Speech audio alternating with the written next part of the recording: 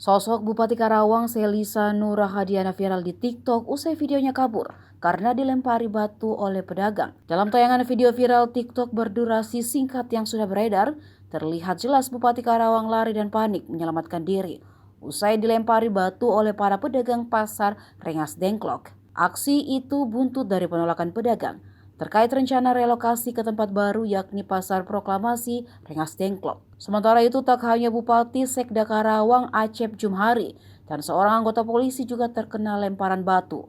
Seperti tayangan yang beredar viral di TikTok. Para pedagang juga terlihat membakar sejumlah ban di tengah jalan untuk menghalau petugas yang datang. Menurut Acep, pihaknya saat ini sudah memiliki data siapa saja yang ikut bermain dalam penolakan relokasi Pasar Rengas Dengklok.